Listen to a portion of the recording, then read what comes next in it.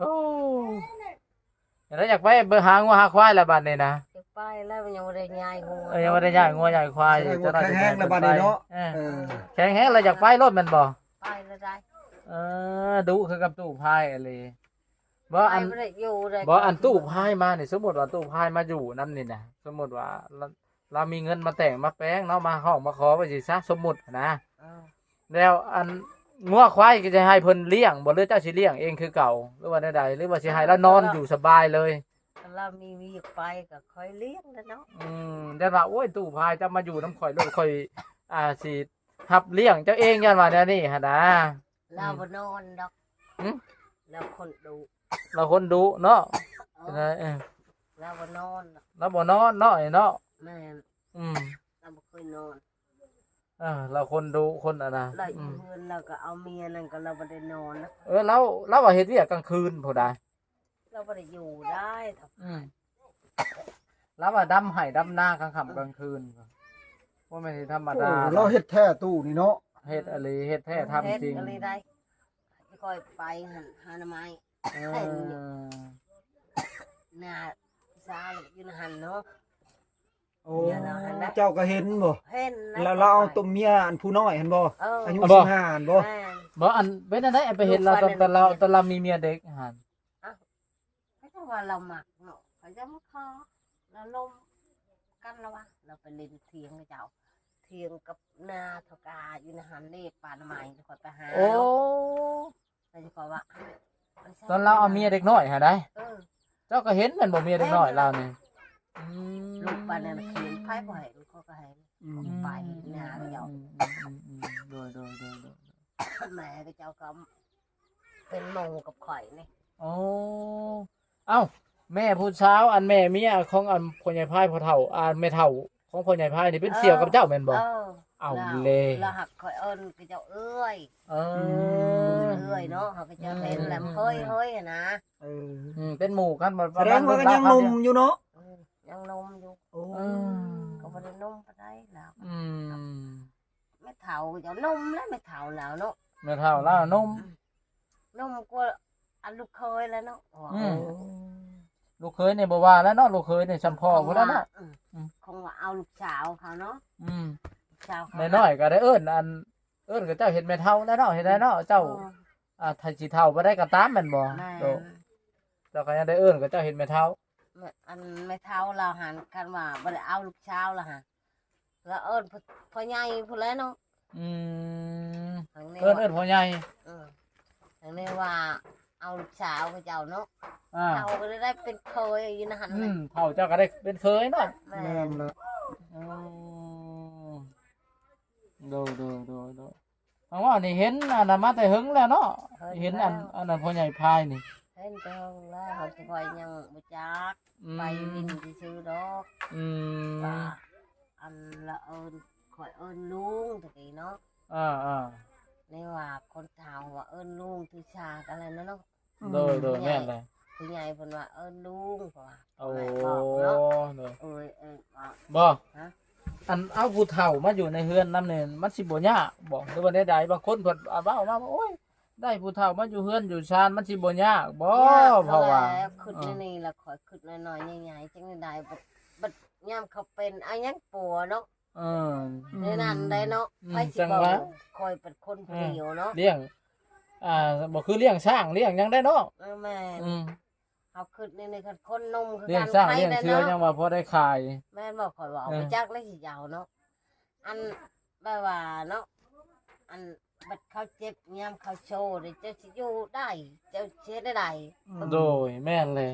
แม่นบอกคอยบอก ก็ยังว่าคิดนักแม่นบ่ตัวนี้นะ ขึ้นหนักนี่แหละค โอ้ อยหันจังขึ้นมาจะเอาแน่ โดย บ่แน่หั่นนะ อืม จะ50ว่าสิซะเนาะ แม่ สิเต็ม100ลิกกับผัดบ่เต็ม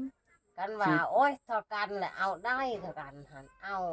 แต่เป็นอื่นเป็นชาติยังไง โดย เฮ็ดวิเฮ็ดงานซอยกันแม่นบ่ โดย อัน ถึง นี้ ได้ เจ้า ถึง บั ได้ จิป้าให้คนเฒ่าก็เจะกองบ้านเขาก็เว้าแล้วว่า อันนี้ส่วนเฮ็ดให้เฮ็ดหน้าก็สิให้รับไปดำให้ดำหน้ามันก็สิเป็นนะบ่เนาะเราเฒ่าแล้วเพราะว่า แม่น อืม เฮ็ดลายก็นะบ้านโน่นจะคอยก็เอาเลยได้คนลงผัวตายแล้วผัวเฒ่าไปสิแหละว่ามันสิมาแทกเนาะ อืม แล้วล่ะ เมียหันใช่แล้วมีนมเนาะ อืม ใช่แล้วต้องบ้านว่าโอ๊ยว่า อืม ใช่เฮ็ดหยังเจ้าหันแล้วเอามีนมเบิ่งเมียเราใส่เรียเราหันลูกหลานเขาเว้านะหัน โอ้ แม่นบ่ อืม อันนี้ก็คือการนั่นแหละ โดย เจ้าอยากใช้หันแล้วดุทางดุหัน แม่นแหละ ฮักเจ้าใช้ลายเขาเจ้าปัดนมเขาว่า เออ เจ้าประเทศเป็นหยังลูกหลานเขาเว้านี่ได้ โดยแม่นแหละ เจ้าปัดอยู่เห็นหยังล่ะวะ โอ้ จะเอาเป็นผัวแล้วเจ้าไปจะใช้แม่นบ่ แม่นแหละ แม่น น่ะ ถึกแล้ว ท่านเคยสิได้อยู่ได้กินเนาะ แม่น พร้อมสร้างพร้อมแปลงเท่าก็เฮ็ดนั่นนะ ถ้ามาจะไปหากินแต่ผัวไปจะไปนะหัน เออ โดยแม่นแหละ แม่นบ่ แม่น ไปใช้เจ้าใช้ลายก็บ่ได้บ่ดีอีก โอ้ แม่นบ่ไอ้พร โดย แม่นบ่บาพงค่อยเว้า แม่นละแม่น น่ะ ละ จะว่าบ่มักกันนี่แหละถึกถึงเอ้ยน้องปัญญาบ่พร้อมนะ ก็คือก็คือนี่อยากได้อยู่เนาะ ใหญ่อยู่เนาะคิดน้อยคิดใหญ่อยู่ แต่ว่าคิดหลายอย่าง กันว่านมเท่ากันน่ะโอ้ยมันบ่ยากเรื่องผัวนี่ได้ โอ้ โอ้ ก็เอาเฮ็ดน่ะเฮ็ดชูนช้อยนี่แหละ โอ้ เฮ็ดเวียกช่วยกันนี่ผู้หนึ่งหาผู้หนึ่งเนาะ จังหวะ อันนี้เราเอามาเป็นสิไปใช้คนเฒ่าจังว่าบ่ย่านบ่บาปเวรในนั้นได้ฟังคักๆเด้อบาพงว่าเขาตัดชินน่ะ โดย เขาบ่ได้ตัดบาพรก็ได้ โดย พระเจ้ามาจุพาดก็ดีอยู่ขอยก็บ่ได้ว่าหยัง โดยแต่ว่าเขาจะเอาในการยังคิดอยู่เนาะ อืมย่านเขาโชว์พุ่น อืม เจ้าสิปลูกขี้ปูยิวเพลียวบ่ได้นะฮะ อ่า เจ็บหัวเจ็บหางล้านเข้าหั่นไผบอกให้เจะเอา อ่า นั่นแหละคือจะเว้าได้ แม่นเลย บ่แม่นพอ แต่ว่าเบิ่งตัวจริงแล้วเราเป็นอะไรเขาว่าเรา มีแต่เบิ่งตัวจริงไป เอา นะ ตัวจริงไป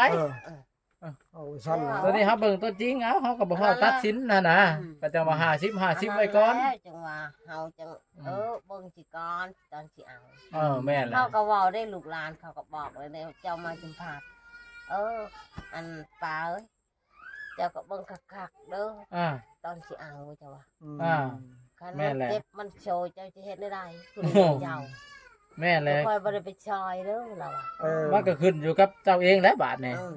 คืนกับเจ้าเจ้าบ่มีหยังกับเรื่องของเจ้าเจ้าทิมที่เจ้า อ่า เนาผู้เดียวเจ้าเด้อเขาจะบอกให้ เ จะคอยเนาะคอยบ่ให้บ่ โดย แม่นขอยให้อยู่ผู้เดียวโลดบ่มี โด ใคร ย ชอย แม่นแล้ว ลูกก็บ่แม่นพอเขาบ่แม่นมีกันเทศเนาะ เออ เขาก็เบิ่งอยู่ดอกเบิ่งพรำพรีเขานี่ล่ะ โดยแม่นเลย อันนั้น จังไดก็มีแต่เบิ่งกันไป เบิ่งไปก่อน เรื่ยๆ ไปก่อน เ หมู่เฮาตัดสินกันบางทีก็เรา เออ อาจจะมี เ อันนั้นกว่าเฮาก็ว่าบ่ได้บางทีโอ้ยเรามาอยู่นำเฮาบัดเราสร้างเราแปลงเรา เฮ็ดบ่ได้ผัด เราดูแท้ๆลาวหันเฮ็ดแท้ๆ บางเทื่อเราเฮ็ดบ่ได้เราผัดอันมีสิ่งมีของมีเงินมีคำบางเทื่อเราผัด บาง อั เทื่อนเรามีทรัพย์สิน มีทรัพย์สินเราหั่นนะก็ว่าบ่ได้ เจ้าสิเอาบ่เท่าชำพอรุ่นพอจะยังหนุ่มกว่านี้ไม่ว่าไอ้ใจ ก็คันว่าเอาก็โอเคอยู่หั่นนะให้ได้ก็เบิ่งกันไปหั่นแหละ ฟังเบิ่งเฮาหันเอาก็เฮาบ่หันเอาแล้วอายพอเลยเขาก็ดีๆได้อันนี้ว่าพงก็ได้ บ่นะครับแต่เจ้า ก็ถือว่าถ้าพังเบิ่งเรามาแล้วเนาะ แม่ เป็นอะไรก็บ่ทันได้ว่าเนาะ บ่ บ่ทัน ตัดแล้วเขาเดียวบ่ ก็เบิ่งกันไปเนาะ มาคอเนาะคัน แม่ เรา น บ่ เลย มักแล้วก็เรายาคันเรามีเงินมีคำ โดย คันเราบ่มีเงินมีคำก็บ่จักในเว้าแล้วคอยก็ได้ โดยแม่น คันว่าเราจริงใจแท้เนาะ ถ้าเราจริงใจเฮาก็ เอา เอาเฮ้ยมันจำเป็นแหละเฮ้ย แม่น มาหักกันแหละเฮ็ดได้มันบ่มีก็ บ่มี ชอบก็หาใส่นี่แหละ บ่มีเงินบ่มีคำก็บ่จักนี่เอาเลยเนาะ อืม เอาแบบใดเฒ่าแก่เดี๋ยวนี้เนาะ โดย กินเหล้าเมาเบียร์แม่นบ่ แม่นเลยเพิ่นบ่มาเมาแล้วเพิ่นบ่มาละล่ะเนาะเพิ่นอยากเมาเนาะ พอแล้วเดี๋ยวนี้มีแต่เสียเงินเฒ่าแก่ได้จะว่าเอาพระดามบ่ โดย ถ้าบ่มีเหล้ามีเบียร์เขาก็บ่ได้มาให้เจ้าเด้อ แม่นเลย มันหลายอย่างคู่มือนี่ว่าสั้นแหละ มันบัดแพงเนาะพี่ช่างก็บัดสิเอาบัดช่องชำนาญบัดบ่พอเท่าแก่ บ่แล้วบ่พอแล้วคู่มือนี่ ซื้อ แม่น เหล้า นะ ซื้อเบียร์เนาะ แม่ ซื้อน ไก่ แม่น ซื้อเป็ดโอ้ย จ แต่พอเริ่มต้นทำบิดนี่ก็บ่แม่นน้อยแล้วเว้าเรื่องคอนี่ก็เจ้าหมด